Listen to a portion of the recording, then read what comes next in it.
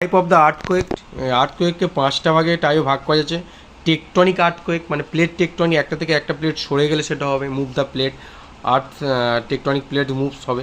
Volcanic ইরেপশান, যখন অগ্নুৎপাত হবে তখন হতে পারে।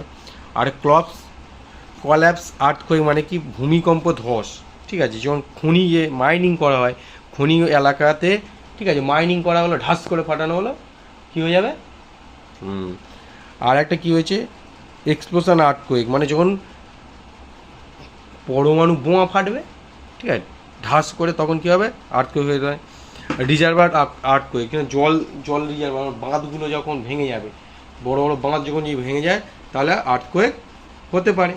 তার বলতে মেজারমেন্ট করা হচ্ছে মাত্রা, the magnitude scale is a call, যে ভূমিকম্পের যেটা মাত্রা মাপা হয় ম্যাগনিটিউড, সেটা মাপা হয় রিক্টার স্কেলে, যার মান 0 থেকে 10।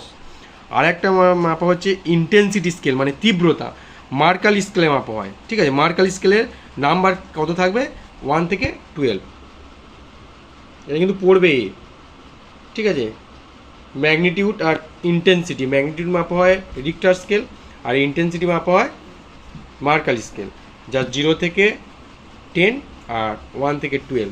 তারপর এফেক্ট অফ আর্থকোয়েক, এই 12 মানে 12টা আছে সেটা বলতে হবে। গ্রাউন্ড শেকিং, ল্যান্ড অ্যান্ড মার্চলাইট, সুনামি, অনেক রকম রয়েছে, দেখো এটা তোমরা বলে দেবে যে 12টা আছে যে কোনো একটা।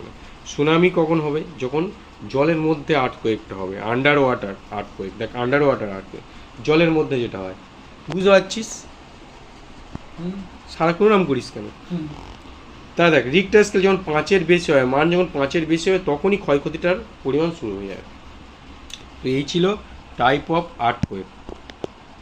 এটাকে একটা ভালো করে একটা দিই, তো যাদের সুবিধা তারা একটা স্ক্রিনশট তুলে নেবে। তোমরা এর কাছে বই থাকতেও তো পড়াশুনো করে না ভালোভাবে।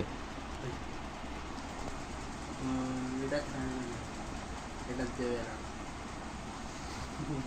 না।